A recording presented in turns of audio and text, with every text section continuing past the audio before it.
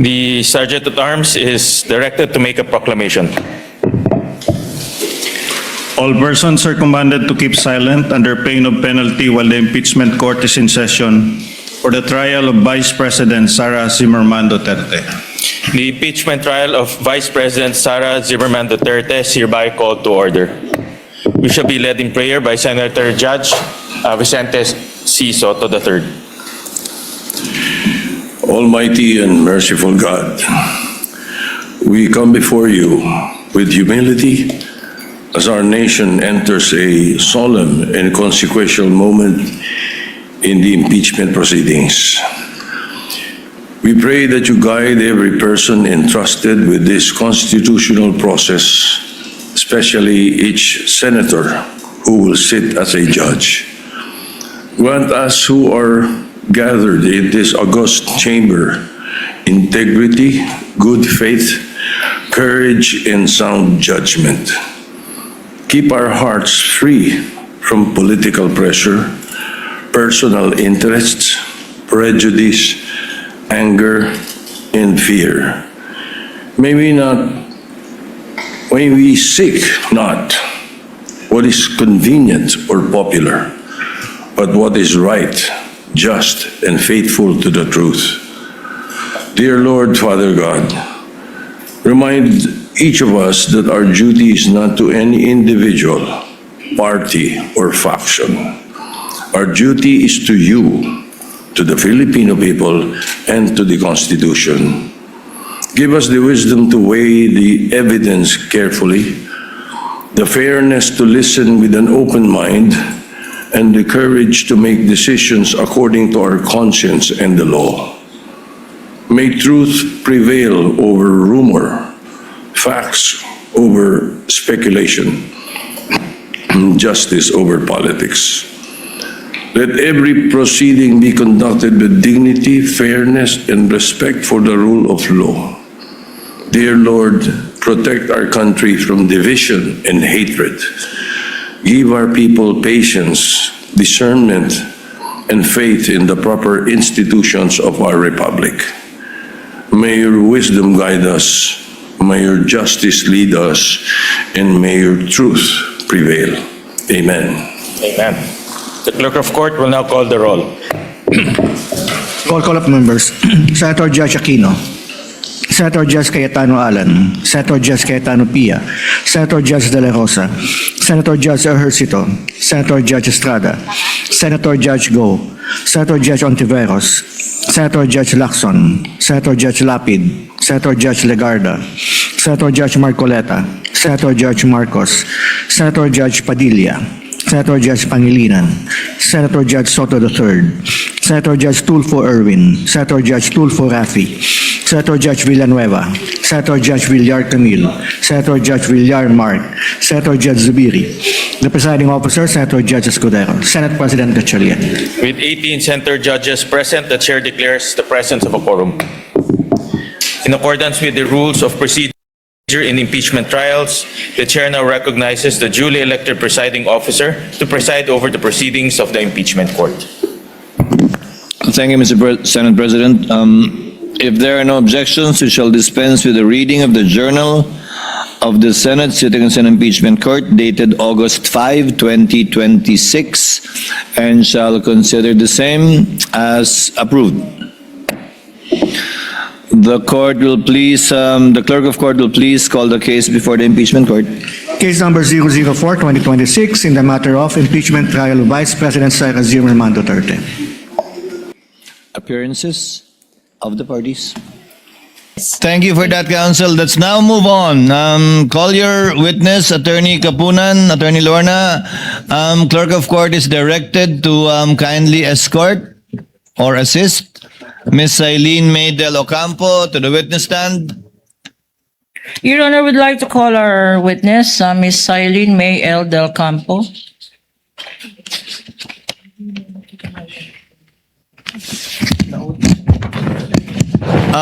Ms. Eileen, before you sit down, do you understand that you will be continuing with your testimony before this honorable impeachment court under the same oath that you made and was given when you last appeared Wednesday ba? On Wednesday. Yes po, Your Honor. You may sit down, ma'am. Thank you po. And good morning. Attorney Kapunan, your witness, you may proceed with your cross. Again, sorry, with one more short reminder. You don't have to flip through the individual ARs anymore.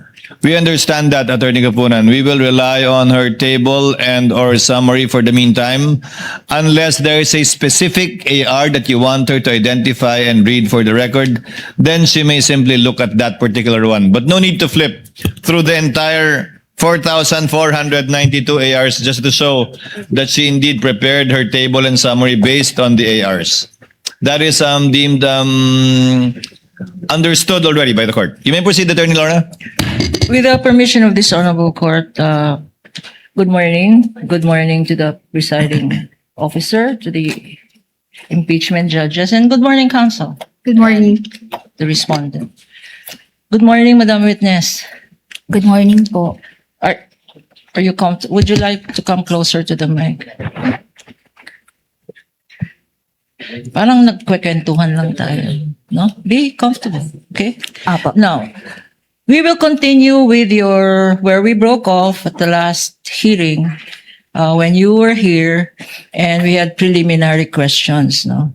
But I regret that I have to ask you again because just earlier, this counsel for the respondent is questioning your competence. Madam Witness, can you remind us again, how long have you been with the COA? I have been with COA for the past 11 years. Actually po, magti 12 years na po. As COA. Yes po. And what was your educational background, Madam Witness? Saan ka nag-aral? I earned po my bachelor degree in Bachelor of Science in Accountancy from St. Louis University po. At pagkatapos mo nag-graduate sa St. Louis University, saan ka nagtrabaho? Ang una ko pong naging trabaho is as junior auditor sa isang private firm po sa Baguio City. And after that, After 2 years po, nag-apply na po ako sa COA at doon na po ako nag-start noong And what- August 26, 2014. August 26? 2014 po. Okay. And earlier you said that you were in COA ICFAO, correct? Yes po. And what particular activity or duties did you have with this office? Ang mga naging duties ko po sa COA ICFAO is first to conduct post-audit of the liquidation documents of various government agencies sa liquidation po nila sa Intelligence and Confidential Fund. And draft po an audit observation memorandum, notice of suspension or notice of disallowance po as may be warranted under rules and regulations on settlement of accounts. And after pong mag-respond nung agency, ako rin po ang nag-evaluate ng mga responses po sa mga AOM at notice of suspension. So based on your narration, 11 years mo na ginagawa to? Nag-i-issue ng audit, observation, memorandum, notice of suspension, notice of disallowance, at pinag-aaralan rin ang mga response ng mga national agencies na covered ng Confidential and Intelligence Fund. Yes po, tama po. Tell us, Madam Witness, how many of these national agencies, local government units, public officials, have you conducted a post-audit? Yung sa national government agencies po, more than 20 na. Sa local po, madami-dami na rin po, mga more than 50. Sa GOCCs naman po, mga less than 10, mga 5 to 10 po. So more than 20 national agencies, tama? More Opo. than 30, 50 local government units? Yes po. And, Mga GOCCs po, mga less than 10. okay. So when you took over, nung ikaw ang take over kay Attorney Wamil, nung February, when he retired or was transferred to another COA office in February 2024, you were then at that time also in COA ICFAO. Yes po, tama po. And ano naman ang participation mo, if any, dito sa pag-post-audit ng confidential funds ng Office of the Vice President at ng DepEd Secretary? Sa Office of the Vice President po, ang naging participation ko po is dun sa for the period December 21 to 31, 2022, ako po ang nag-evaluate ng response nila sa notice of suspension. Doon naman po sa first to third quarters ng 2023, ako po ang nag-evaluate sa response nila sa mga audit observation memorandum. Sa DepEd naman po, ako po ang nag-evaluate ng responses nila para dun sa dalawang AOM for the first to third quarters of 2023. Okay, Madam Witness, you took over the functions, or you took over yung mga inaudit ni Attorney Wamil. Are you aware na gumawa siya ng isang tabulation tungkol sa acknowledgement receipts for the last quarter of the Office of the Vice President, December 21 to 31? Are you aware na merong ginawang tabulation si Attorney Wamil? Yes po, aware po ako sa tabulation ni Mr. Wamil. If this tabulation is shown to you, and for purposes of identification, Your Honor, this has been previously marked in evidence as P-1-29 for the prosecution. Showing to you, Madam Witness, please go over this tabulation prepared.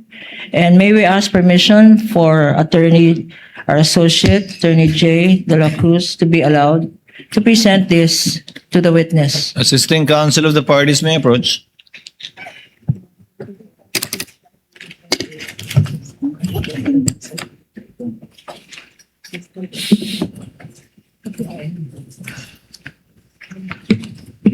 Just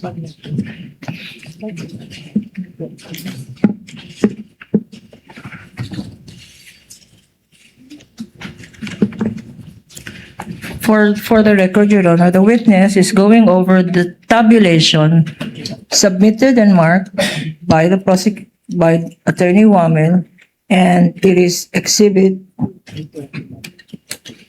P-1-29. Noted and made part of the records. Do you confirm, Madam Witness, that ito ang tabulation na sinubmit ni Attorney Wamil sa COA ICFAO office na minana mo sa kanya? Yes po, ito po yung tabulation na kasama po doon sa mga documents na na-forward sa akin. Okay. After you received these documents from Attorney Wamil through the office of the COA ICFAO, what happened next? After po ma-issue yung notice of suspension sa OBP, nag-submit po sila ng response noong March 13, 2024 po. Itong response na sinasabi mo, meron ka bang kopya? And if shown to you, itong response ng Office of the Vice President, will you be able to identify the same? Yes po. Your Honor, for easy reference of the presiding officer and this impeachment court, may we ask permission to flash it in the screen, Your Honor? Counsel may do so. You're referring to Exhibit P-1-13-B Yes, Your Honor. and Respondents 1-120 OVP. This is stipulated document, Your Honor. You may proceed, So counsel. the counsel for the defense is now looking at it. Madam Witness.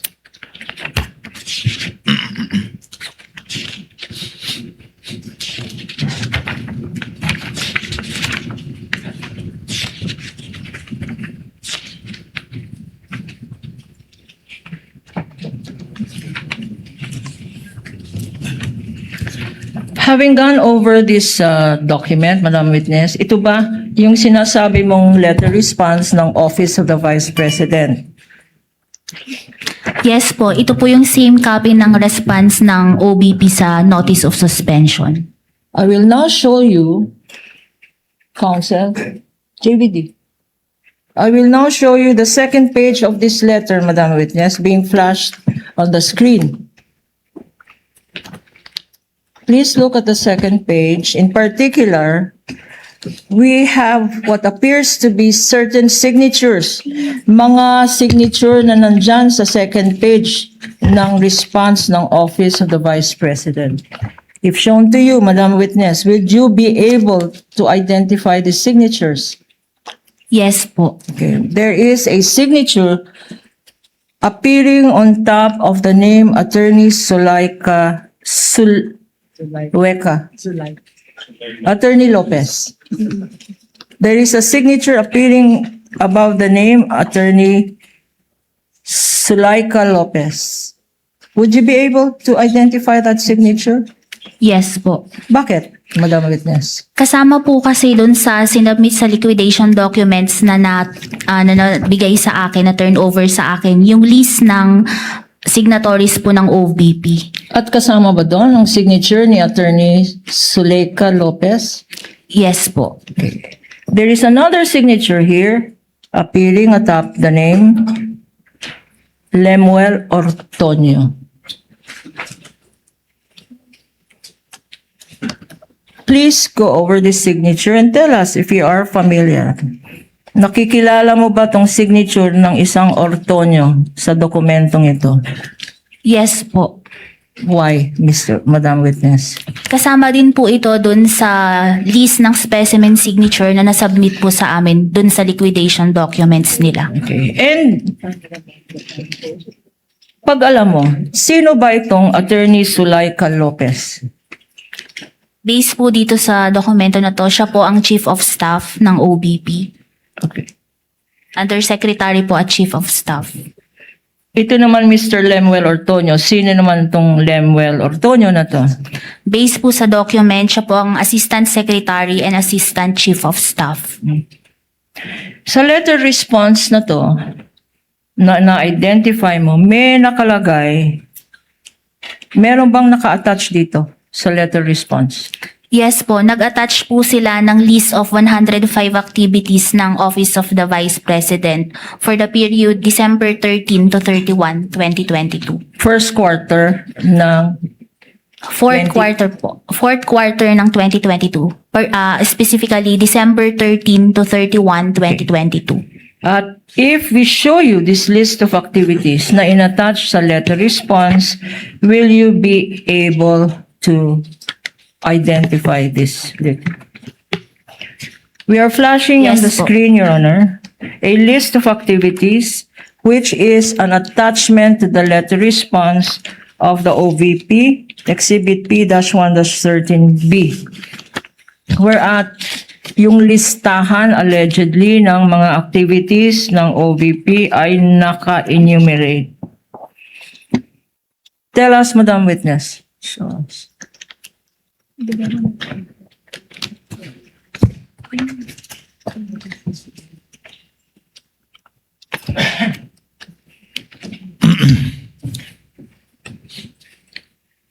Likewise, flash on the screen. Tell us, Madam Witness, ano ang significance nitong mga list ng activities na sinubmit ng Office of the Vice President sa kanyang letter response? Anong ibig sabihin nun? List of activities. Ito po ay naging attachment nila as documents evidencing success of information gathering and or surveillance activities po na required po kapag nagkakaroon ng payment of rewards. Anong period cover ditong list of activities? December 13 to 31, 2022 po. And what ang observation, itong activities na nakalagay dyan ay prior to the receipt of the Office of the Vice President of its confidential fund. Ito ba ay kino-confirm mo? Yes po, kasi yung cash advance po for 2022 po is for the period December 21 to 31, 2022. At kailan na tinanggap ang cash advance? December 21 po ang start. Okay. Hindi ba ang ibig sabihin ng liquidation report, sinasabi mo kung ano yung mga pinaggamitan mo ng cash advance? Tama ba yan? Opo, tama po. Okay. And sa palagay mo, compliant ba to? Kasi post-audit compliance ba ito? Based po sa document, Yeah. based po sa document na to, hindi po napakita dito na yung proof of success of the information gathering at may mga activities din po dito na from December 13, 15, 17, 18 na hindi po sakop dun sa period of utilization ng cash advance which is for December 21, 31, 2022. So you mentioned a joint circular? Meron ka bang anong pinagbasihan mo kung bakit violation ito? Under po kasi sa Joint Circular 2015-01, kapag po ginamit ang confidential fund sa payment of rewards, subject po ito sa 3 conditions. Ano yung mga condition na yan? First po, it should be approved by the head of agency.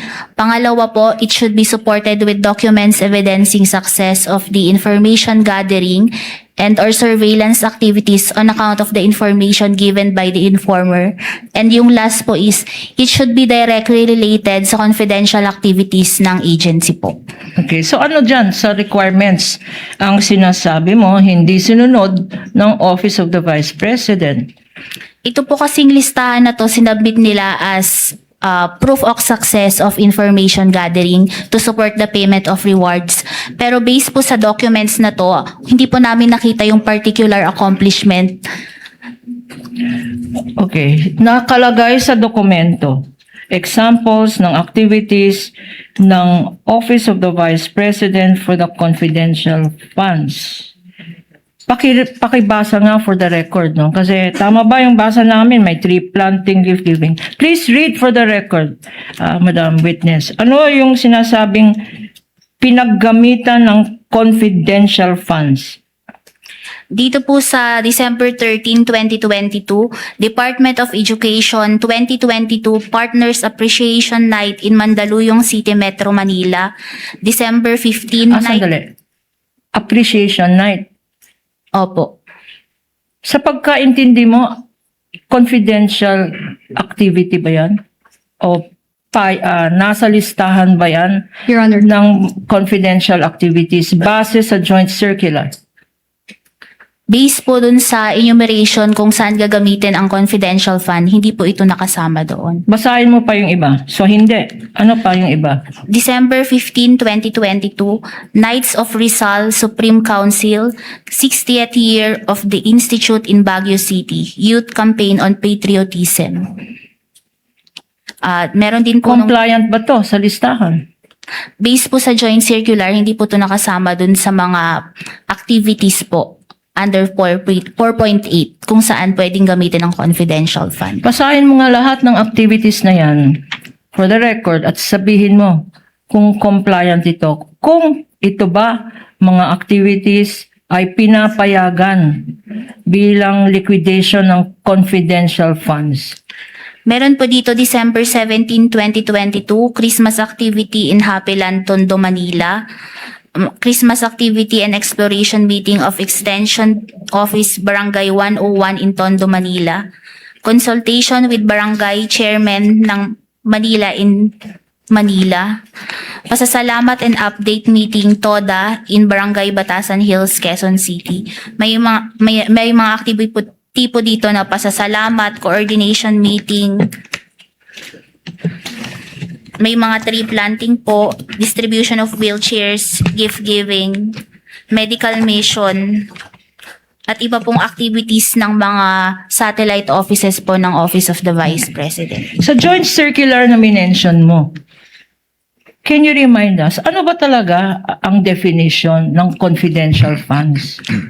Ang confidential fund po, ito po yung lump sum amount na nasa General Appropriations Act na gagamitin po for confidential activities po ng isang ahensya. At itong binasa mo, tree planting, Christmas, napakadaming Christmas party, napakadaming award ceremony, yan ba ay pinapayagan sa sinabi mong definition ng confidential funds? Hindi po. Hindi po. With the indulgence of Your counsel. Honor, please. With the indulgence of counsel. Ms. Eileen, maliban sa hindi pinapayagan o pasok sa pwedeng paggastusan ng confidential fund, yung mga binasa po ninyo, yung gastos ay ginawa rin bago na encash yung cheque. Kung based po sa document na ito, meron po kasing activities dito na from December 13 to 18 na hindi po sakop dun sa period of utilization based sa accomplishment labas doon. report. Labas Opo. doon. So hindi posibleng gamitin yung perang na-release ng 21 para i-reimburse yun kung tama man yung pinagastusan. Yes po, kasi under the joint circular po, meron pong portion doon na hindi po pwedeng gamitin for reimbursement yung pondo ng So confidential. prospectively lang. So yung mga activities na pwede lang ay 21 to 31. Opo, tama po. You may proceed, Counsel. Dahil dito sa sinabi mong violation, wala sa period, no? Yung as observed by the Honorable Presiding Officer. At dahil wala naman sa listahan sa joint circular kung saan pwedeng gamitin ang confidential funds, ano ang ginawa mo after that, if any? After po evaluating the response ng OBP at saka po yung mga attachments neto, ako po ay nag-draft ng notice of disallowance at isinabit ko po ito sa aking division chief for her review. If I will show you, pag pinakita sa iyo ang isang notice of disallowance for purposes of the record, Your Honor, this has been pre-marked as Exhibit P-1-13-C. Would you be able to identify it? Opo. Showing to you, Attorney De La Cruz will show it to you. Please go over this document and tell us if the relationship of this document to the notice of disallowance you have mentioned. And again, we are seeking permission to flash it for easy reference on screen.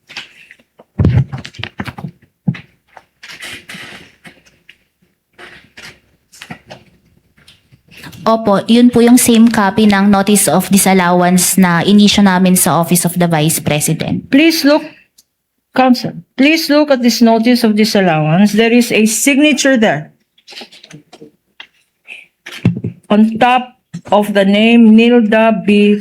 Plaras. Kanino pong signature ito? Si Assistant Commissioner Nilda Plaras po ang officer in charge ng ICFAO nung ma-issue po ang dokumento na ito. Anong ibig sabihin pag pinirmahan ng isang assistant commissioner ang isang notice of disallowance na draft mo? Ito po is for release na po sa na-approve po niya kung ang laman nito at for release na po ito sa agency. For release ng agency. Okay. Tell us, Madam Witness, itong notice of disallowance ng COA ICFAO, yung recommendation mo, at yung inapprove ng Assistant Commissioner for release, magkano? Magkano ang disallowed ng COA ICFAO? Ang disallowance po is 73,287,000. Ano naman ang basis ng disallowance na to? Ang disallowance po na to, binubuo po ito ng first, yung payment of rewards in the total amount of 69,787,000. Before you proceed, Your Honor, please, this is being flashed on the screen. This is the first page of Exhibit P-1-13-C, which is the notice of disallowance identified by this witness. First page dyan, Madam Witness, ano ang breakdown or basihan ng iyong notice of disallowance? Yung 73,287,000, ang bumubuo po dito is yung payment for rewards amounting to 69,787,000 plus yung 3.5 million for payments for tables and chairs, desktop computers, and printers po. Dalawa ang amount na naka-indicate dyan. Bakit dalawang amount? Paki-explain. Ito po ba yung sa number 1 na yung 69,587 at yung sa... In number one, in item number 1, if you can check your document on the screen, item number 1 sa notice of disallowance, dalawa ang amount na nakastate. Isa, 69,587,000 at yung isa ay 69,787,000.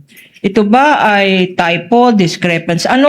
Bakit may hindi pareho itong amount? Ito po ay isang typographical error po. Ang tamang amount po is 69,787,000. Okay. Ngayon naman, Madam Witness, let us go to page 2, item number 2. Ano naman, pakibasa ang sinabi dito sa page 2, item number 2. The notice of disallowance po is issued kasi yung pangalawang reason po is charging payment for tables and chairs, desktop computers and printers in the total amount of 3.5 million to confidential fund without specifying that they were intended for the confidential operations/activities undertaken by the OBP, non-compliant with the requirement of item 4.8.4 of the joint circular. Ano yung item 4.8 ng circular na sinasabi mo? Pwede po ba akong mag-refer para po sa joint circular? With the Your Honor, Witness pwede po- may refer to the document. Thank you po.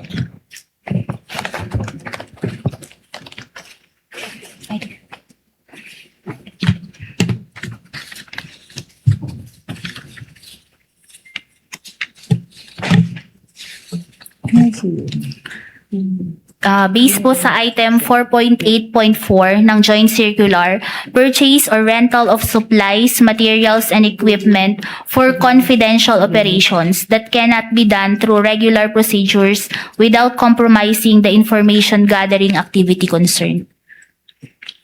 Okay. Bakit ito ay naging basehan ng disallowance nung tables and chairs na yan? Di ba confidential yon? Kung Hindi- saan binili yung table and chair na yan, di ba confidential yon, Madam Witness? Hindi po kasi nila in-specify na the payments for yung tables and chairs and desktop computers were used for confidential operations po. Wala po silang nasubmit na any explanation dun sa response po nila. Kailangan ba mag-submit ng... Anong mga kailangan i-submit na dokumento by way of... Para explain kung saan ginamit tong tables and chairs, laptop, tsaka... Anong hinahanap ninyo sa post-audit? Dapat po mapatunayan nila na ito ay binili para po sa confidential operations ng ahensya. At anong kailangan na dokumento? And since this pertains po sa as purchases, dapat po supported ito ng either sales invoice or official receipts po. Okay. Sa pag-evaluate mo nitong dokumentong sinabmit ng Office of the Vice President, meron ba yung mga official receipts, sales invoice na sinabmit? Wala po. Isa, dalawa, tatlo. Walang sinabmit, Madam Witness? Wala pong mga resibo po. Okay. Now, based sa iyong audit, sino-sino ang liable persons dito sa in connection with this notice of disallowance na binasa mo? Sino-sino ang mga persons na responsible or accountable dyan sa pinakita mo? Ang mga persons po na liable or responsible is first po the head of agency, Vice President Sara Duterte, the Special Disbursing Officer, si Ms. Gina Acosta, at ang Chief Accountant po na si Ms. Julieta Villa del Rey. Okay. Sa document na yan, pwede bang pakita mo yung mga pangalan na sinabi mo? Nasa page 2 po. Showing to you page 2, Madam Witness, and being flashed on the screen. Please tell us if these are the very same persons na sinabi mo na accountable. Yes po. Bakit sila accountable? Unang-una po, yung si Vice President Sara Duterte po, siya po ang nag-approve ng transaction and including the utilization of the cash advance. Saan nakalagay dyan na siya ang nag-approve? Yun pong sa accomplishment report.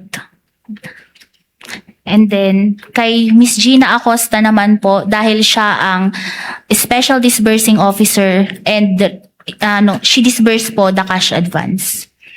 Ito namang Villa del Rey. Bakit sinasabi mo na accountable officer siya? Nag-certify po siya dun sa backseat ng liquidation report na ang supporting documents are complete and proper. Hindi ba nila ginawa ito? Yung mga sinasabi mo na kailangan sa joint circular? Yes po. Yes. It kasi po yung participation nila sa transaction, kaya po sila nasama sa persons na liable po sa transaction na ito. Dahil first, si BP Sara bilang siya ang head of agency at siya po ang nag-approve ng transaction and utilization ng cash advance. Pangalawa po, ang naging participation po ni Miss Gina Acosta is siya po ang special disbursing officer at siya po yung nag-disburse ng cash advance. At kay Miss Julieta Villa del Rey naman po, sinertify niya na complete and proper yung supporting documents pero hindi po complete and proper yung nasubmit po sa amin. Okay. Madam Witness, nag-issue ang COA ICFAO ng notice of disallowance. What happened next, if any, kung maalala mo? Noon pong February 5, 2025, nag-appeal po ang Office of the Vice President. Nag-file po sila ng petition for review sa Commission proper. And do you know what happened to this petition for review? Nung April 10, 2026 po, naglabas ng decision ng Commission proper at na-furnishan po ang aming office and in-affirm po nila yung notice of disallowance in the total amount of 73,287,000. So yung petition for review, disallowed pa rin. Noon pong lumabas yung decision ng Commission proper, in-affirm po nila yung disallowance. Magkano yung disallowed ng commission proper? Same po sa nasa notice of disallowance namin, 73,287,000 po. At ano naman ang ibig sabihin ng disallowed? Ang notice of ang disallowed po is sa level ni ICFAO po kasi pag issue kami ng notice of disallowance, meron na po silang, we demand them to ibalik po yung pondo. Pero meron pong remedy, which is yung ginawa nila, nag-file sila ng petition for review po sa Commission proper. At ano naman ang nangyari sa petition for review na yan? Ayun nga po, nagkaroon ng COA decision na in-affirm po nila yung notice of disallowance. Pagkatapos na in-affirm yung notice of disallowance ng commission, ano ang ginawa? Kung, if at all. Nung May 2026, meron po silang final na motion for reconsideration. So nag-file ng motion for reconsideration ang Office of the Vice President. Anong nangyari sa motion for reconsideration na final? Tungkol dito sa decision na ibalik ang 73 million na yan. Ano ang status? Wala pa pong naging decision ang Commission proper po. Pending resolution po. Okay. Punta naman tayo sa first quarter and second quarter of 2023, which covers the Office of the Vice President's liquidation of confidential funds. What is your participation? Ano naman ang participation mo dito sa pag-evaluate ng liquidation expenses or documents na sinabit ng Office of the Vice President? For anong period po? For the first quarter of 2020, first and second quarters of 2023. Ako po ang nag-evaluate ng response ng OBP sa Audit Observation Memorandum po na na-issue sa kanila for that period. Yung dalang quarters, nag-issue ng Audit Observation Memorandum. Sino ang nag-issue? Yun po, si Mr. Wamil po. Na-issue po yung AOM na yun nung time ni Mr. Wamil. And if shown to you, this AOM, Audit Observation Memorandum dated February 2024. For the record, this is Exhibit P-1-13-E being shown to the witness and being flashed on the screen for easy reference. Will you be able, Madam Witness,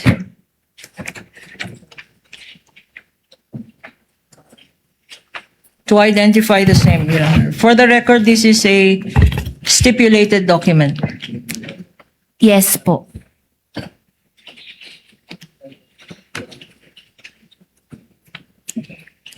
Pagkatapos ng issuance nitong Audit Observation Memorandum, meron bang ginawa ang Office of the Vice President? Nag-submit po sila ng response noong April 19, 2024. Para saan itong response? Response po nila sa AOM na na-issue po sa kanila for the first and second quarters of 2023. And just to remind us, anong period covered ng first quarter? It's for February 6 to March 29, 2023 at yung second quarter po April 25 to June 30, 2023. Okay. How many, Madam Witness, kung maalala mo, ilang, wait, I will withdraw the question. Ito ba sa response na sinubmit ng Office of the Vice President, ano ang mga naka-attach dito sa response na to? Sa response po nila, nag-attach po sila ng acknowledgement receipts, certification ni Colonel La Chica at mga protective intelligence operations reports po. Before we go to those documents na sinasabi mo, sa response being shown on the screen, there is on the second page, Counsel, will you show the second page? There is a second page. There is a signature appearing on the second page of the response. Whose signature is that appearing above the name Attorney Lopez? Opo, Kaninong signature yan if you know? kay Attorney Zuleika Lopez po. At dito naman, above the name Mr. Ortonio. Kay Mr. Limuel Ortonio po. And you are familiar with these signatures for the same reasons you stated earlier. Yes po, tama po. Sa response na sinubmit ng Office of the Vice President, sinabi mo kanina meron mga acknowledgement receipts, no? If shown to you, a summary, these acknowledgement receipts?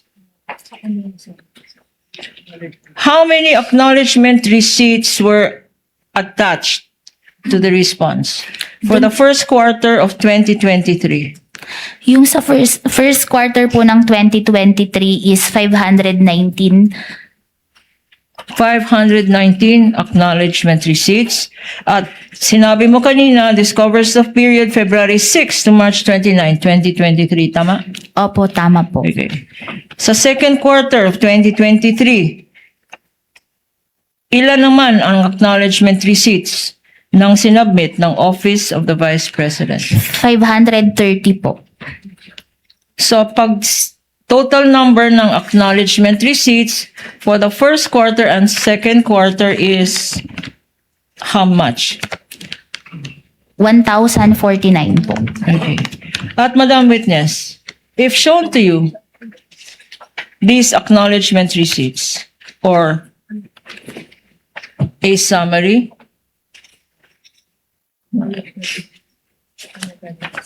acknowledgement receipts.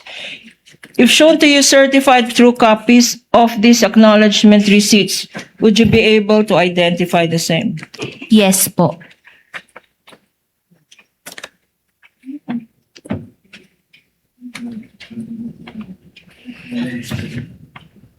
By agreement with the Honorable Presiding Officer, Your Honor, in lieu of this witness glossing over or looking over the documents, but they are in front of her, Your Honor, we manifest that she has prepared a tabulation. Yes, Madam Witness, as agreed to also by counsel for the respondent, the witness need not peruse individually and flip over, as the word used by counsel, these ARs, and may refer to her tabulation and her summary that she prepared with respect to Ma'am Sailin, the first and second quarter of 2022 for the ARs, acknowledgement receipts, for the office of the Vice President. You may refer to your table and/or summary, ma'am, if you have one. Your Honor, please, may we also make the manifestation, Your Honor, for future witnesses, Your Honor. This should not dispense with our future witnesses being able to identify, to use and to identify certain acknowledgement receipts, Your Honor, Without which are prejudice. part of the summary or tabulation. Without prejudice to the reservation of counsel, the court will allow it. Ms. Eileen, or Attorney Lorna, can you kindly give us a copy? Because that is not yet a marked document, right? Your Honor, for the record, That is not a We are pre-marked handing over- document, rather. The table. This summaries, Your Honor, hindi po ito pre-marked. But we are now giving a copy to the Honorable Presiding Officer and to counsel for the respondent. Yes, kindly do so. The clerk of court is instructed to reproduce the copy to be able to give each center judge with Dalawa. a copy of the table or summary. Pakikuha na lang.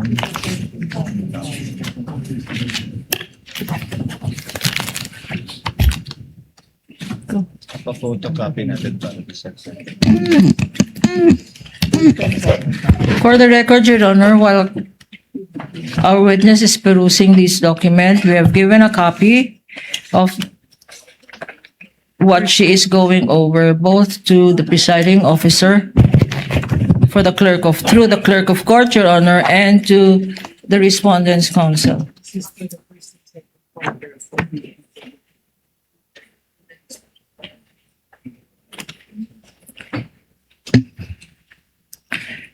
And again, for the record, this is for the first quarter, February 6, March 29, 2023, consisting of 519 documents in that summary, and second quarter of the Office of the Vice President, covering the period April 25 to June 30, 2023, consisting of 1,049 documents, Your Honor. Total for both quarters. And, Your Honor,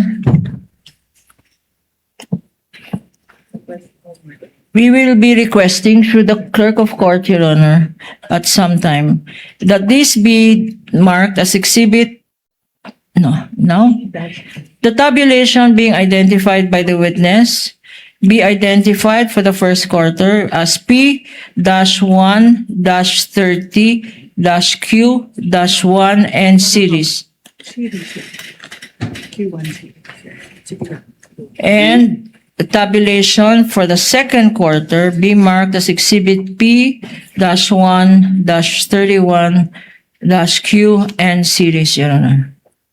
The aforementioned tabulations and their summaries are hereby ordered to be so marked by the clerk of court at the appropriate time. We have selected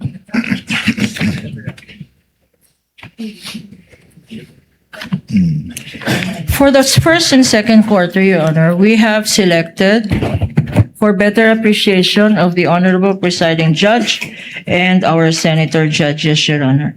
We have selected certain acknowledgement receipts, which we request be shown to the witness Assisting counsel may when she approach. is done.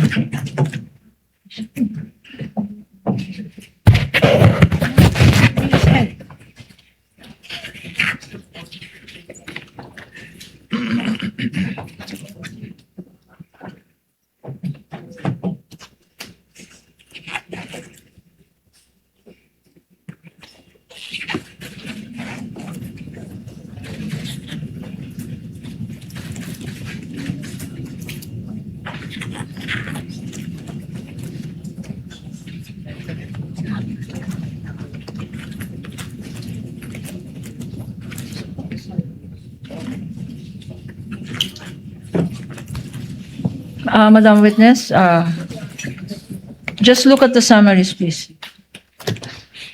Okay. You confirm that these summaries marked in evidence now are yours. Yes po. Now, tell us, walk us through, anong proseso ang ginawa mo sa paggawa mo ng mga summary na to? During the evaluation po, I tabulated po yung acknowledgement receipts dun po based sa date kung kailan sila na-execute, the expense, and the amount po. Kaya ang nakalagay po sa tabulation ko is the date, the amount, and the expense po. Yung pangalan. Hindi ko na po na-tabulate yung sa names. Okay.